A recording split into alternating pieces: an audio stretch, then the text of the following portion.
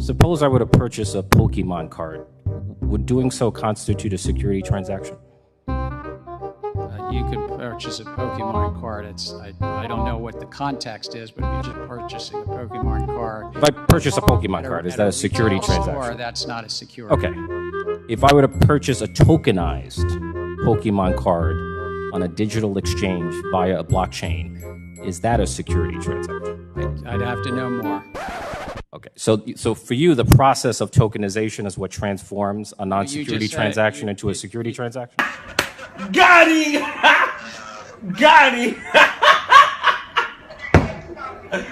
What's going on, guys? K-Dub here with another episode of Crypto Zombie. Welcome back to the channel. Hope you're having a great day today. Now, quick update on what Bitcoin is doing on this triangular formation, and this is exactly what I was talking about, is what you want to do is once you get this breakout, you want to actually flip this resistance as support. And look at this right here. You can see that we had this nice touchdown here, and look at this crazy wick. Bitcoin was up at around 28,000. We wicked all the way down to 27,200, and look how quick that got bought back up. So obviously somebody is trying to defend these levels, and we did even try to break higher, and currently we are still kind of putting in that higher high, higher low structure. Now still we haven't technically broken above this peak right here, but I do want to talk about what is going on. There's a lot of people that are discussing things that are going on with Bitcoin right now, and I want to talk about this chart in particular. We'll get back to that in just a second, but getting back over here, ultimately guys, there's this big question now. The jobs report came out positive, right? So is the US just going to continue to raise the rates? Are they actually going to break something? Are the stocks going to crash?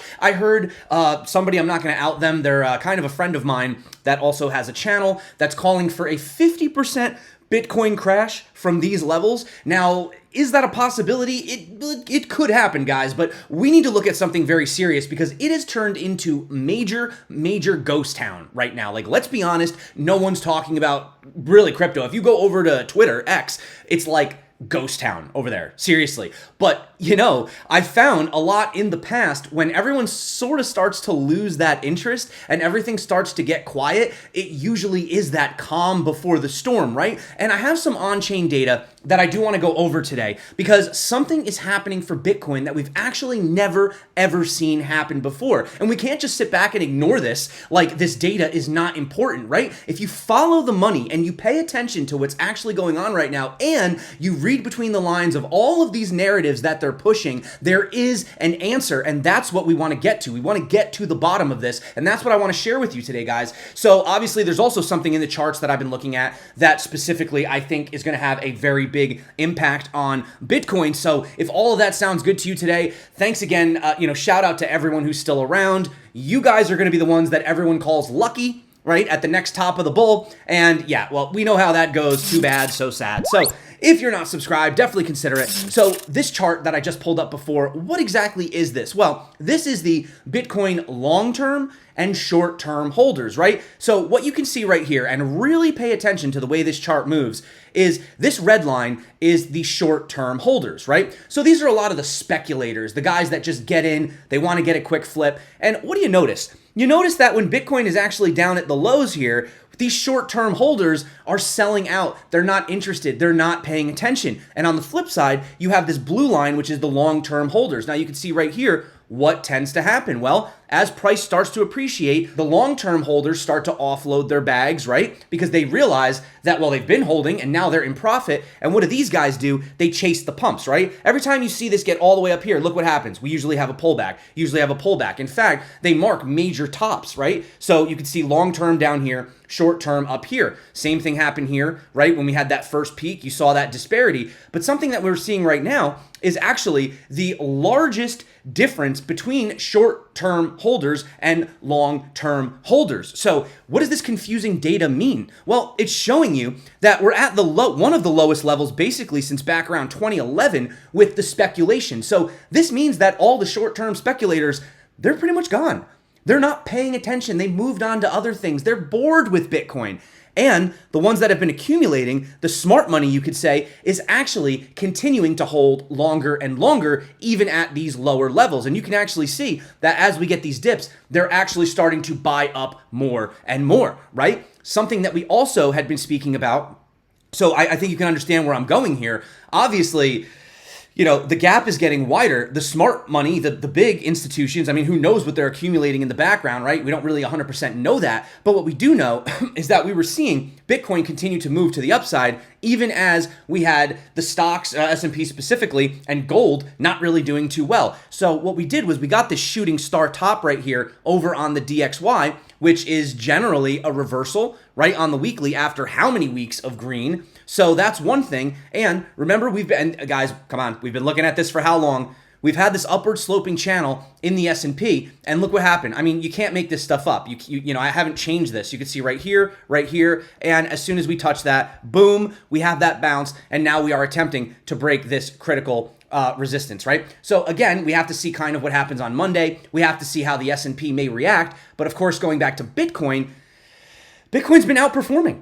It really has. I mean, you can't deny that, right? Now, again, there is that fear that the U.S. economy just added 336,000 jobs in September alone. So how could the Fed pause? Now, remember, we're in the upside down world, Stranger Things world, right? Where good is bad and bad is good. So when the economy is looking strong, then that's not good for the Fed, and they're going to keep the rates higher. Remember, as effed up as it sounds, they actually kind of want something to break, right? So then they could swoop in and start lowering the rates, even though they were the ones that caused it in the first place. Pretty backwards, right? But ultimately, if you look at the reports, it was about 20% of these jobs were government issued jobs, right? And then a lot of them were part-time. So if you kind of look at that, 20% government. Now, I showed you yesterday on the debt clock, or in my previous video, that the debt clock is rising while the federal tax rate is lowering. Now, why is it lowering? Well, because people are not spending as much because they are raising rates, right? People aren't out there buying cars, buying houses, but they can't afford it, right? So you're not getting that value-added tax, which means the federal tax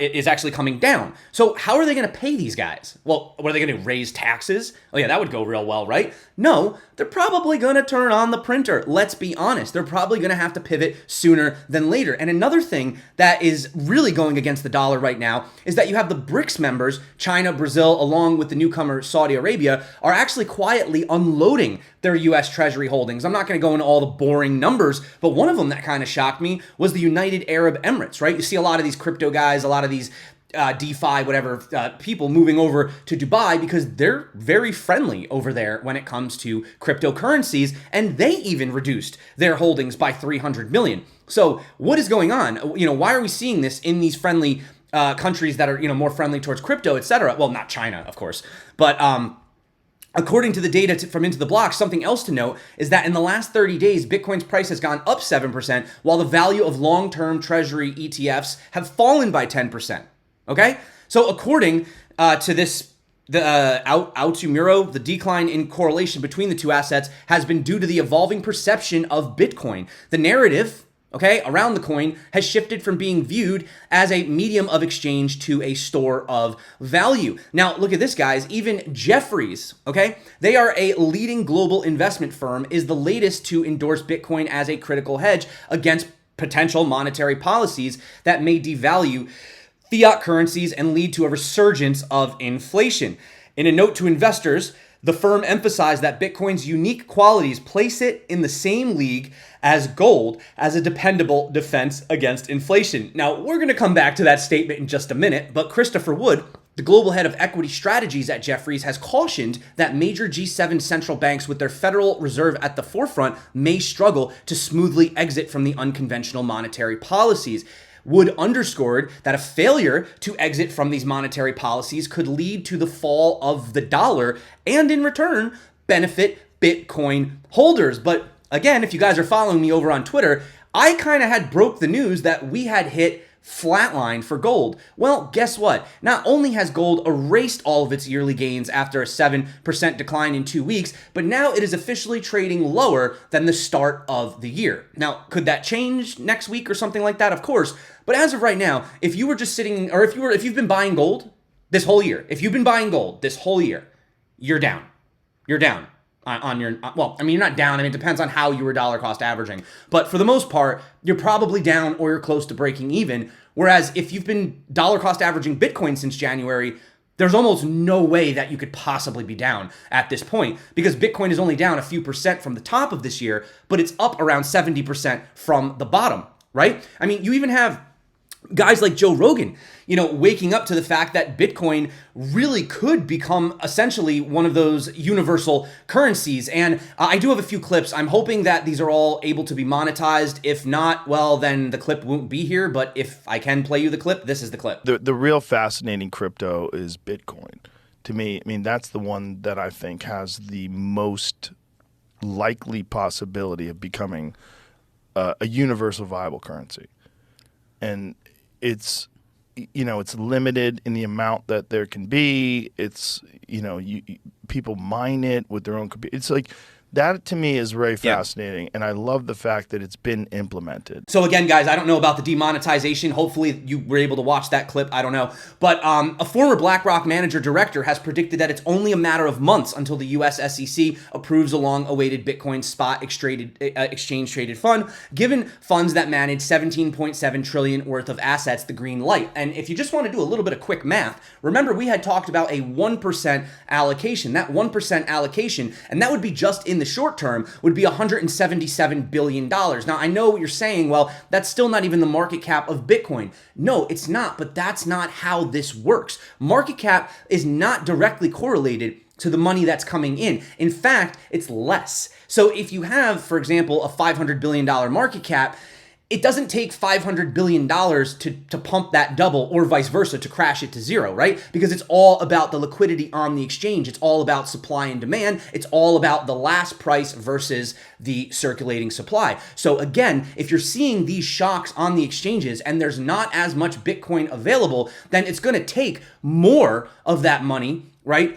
Well, not more of the money, but there's less Bitcoin available. So the spread is thinner, right? So that's when you see those candles. So you can have a crazy surge in market cap without actually needing the actual amount. It's why when you're trading these meme coin shit coins, right? What happens? You have one little whale that comes in with like literally nothing, like $15,000 or something, which is nothing in the grand scheme of things. And you see this God candle, right? Because there's no liquidity, right? So that is something we also have to pay attention to. Also the fact, just to throw it out there, that in the past, month, you also have Franklin Templeton filing, you have Fidelity, Invesco, Wisdom Tree, and they had pointed to the fact that the fact that the SEC decided to delay until early next year rather than just straight up rejecting it. Okay, originally they were just rejecting them, rejecting them. Now they're delaying them, right? So that could be the next step forward. And again, if you just want to sort of look at this very simple concept that Invest Answers had put out. So if you're looking at the minimum possible performance, and this is where you get these crazy numbers from, assuming, and this is not even as big as 1%, this is only 0.5%, but you're looking at this allocation over time, you could actually potentially see a $920,000 Bitcoin by 2028. So is that Arthur Hayes 750K price prediction actually that insane? No, not when you understand how market cap works, lack of liquidity, and high demand, right? And these are all things that are working in favor. And I can't stress it enough. I'm just going to go back again. Where was that headline? How can you ignore this? How can we ignore this? Gold has erased all of its value. The S&P has been falling. Bitcoin is up 70% on the year. We're just going to ignore this? We're just going to pretend like this doesn't matter. And I'm not trying to be a permable. I'm just saying it's October, guys. The year is almost over. We had almost a full year of data. We have 3/4 of data. And the data is showing that Bitcoin has been the most resilient. You've seen everything else falling, treasury bonds falling, DXY doing quite well, but Bitcoin remaining resilient against it, right? So I just don't know how you can ignore the obvious when it's right in front of you. And as I was telling you, again, read between the lines, right? Remember how Bitcoin went from being this terrible destructive force? Now all of a sudden, you're seeing from the World Economic Forum, which I'm not going to comment specifically on them right now, they're saying that Bitcoin mining can reduce a massive amount of emissions and benefit the environment. Because now that BlackRock is involved, all of their friends are going to start pushing the positive narrative.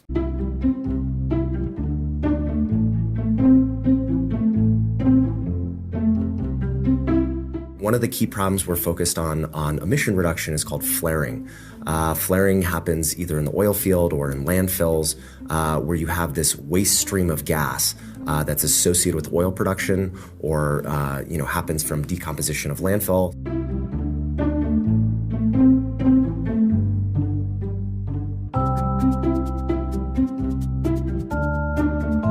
Crusoe does is we actually build, operate, and manage these mobile and modular data centers that we co-locate on location with these waste sources of energy. And then we use those waste methane streams to power these mobile modular data centers. And so by doing that, not only do we create a massive emission reduction from this previously wasted source of energy, but we can also produce ultra low cost computing infrastructure by harnessing this otherwise stranded form of energy.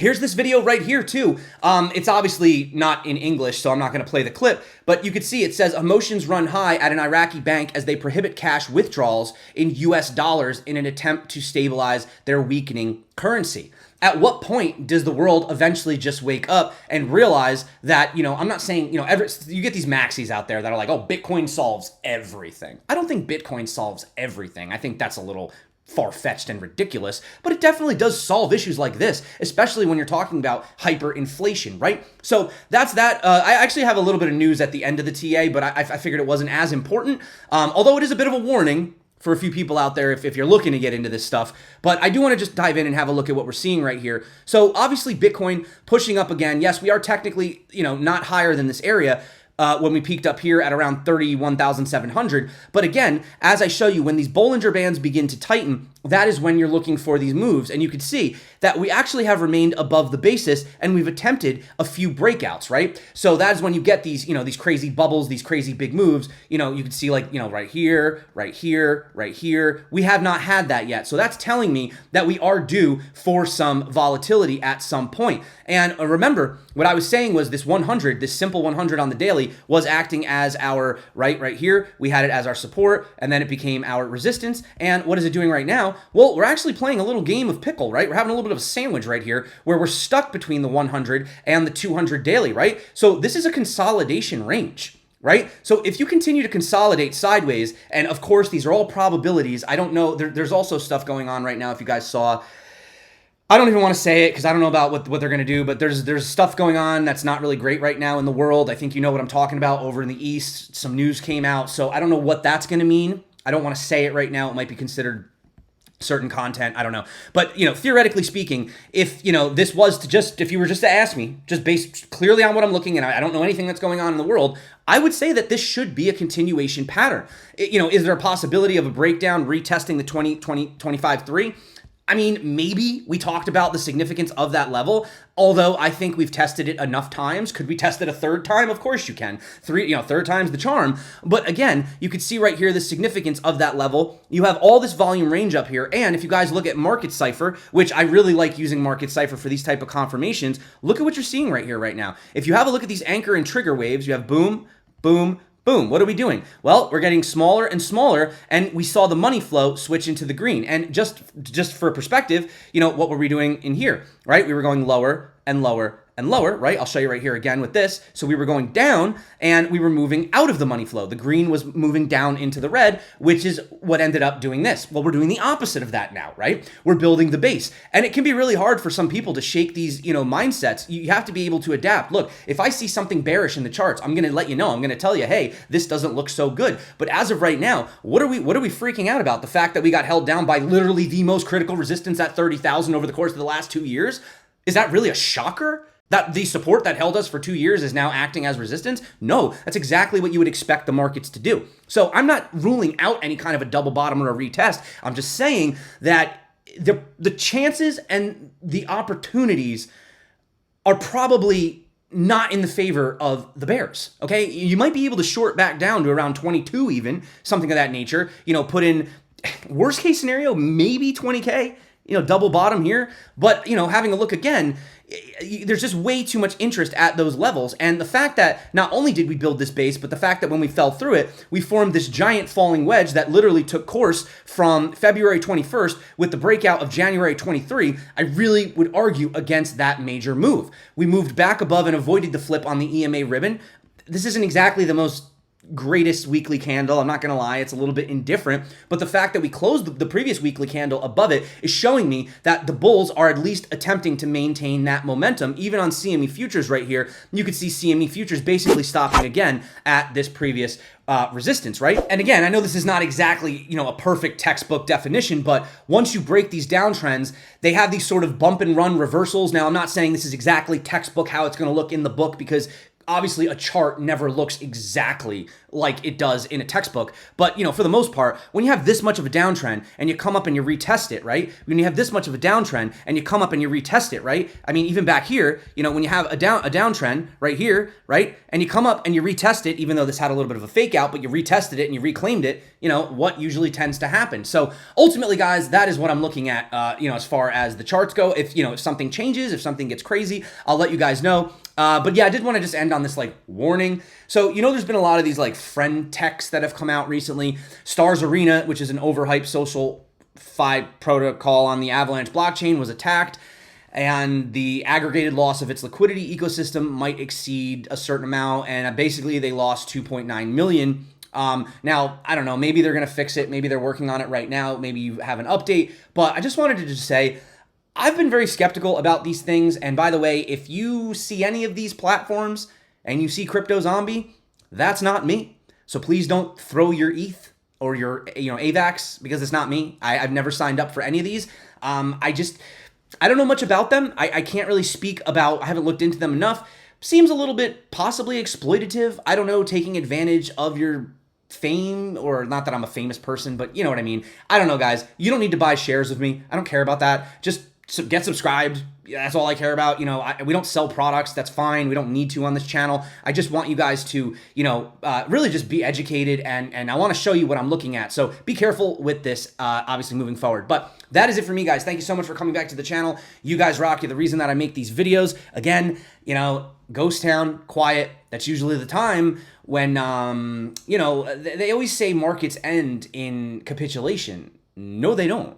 Capitulation is actually exciting, even though it's bad. It's exciting, right? It's what's the word I'm looking for? It elicits a response, right? Because people are losing money, right? So that's crazy. But when you're going sideways and it's boring, and people are leaving the market and no one's interested, that's usually where the markets actually turn around, is during that complacency, right? That boredom.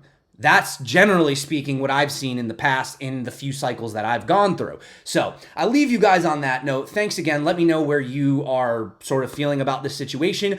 Of course, there is always the black swan. And again, if you just kind of Google the news that's been going on right now, what does that mean? I don't know. I've always said that, maybe like a world war or something like that, that could be a black swan event. Maybe that could, something like that. I just think as far as the recession and the rate hikes and all that, we're kind of expecting that. Is anybody not expecting that things could get bad?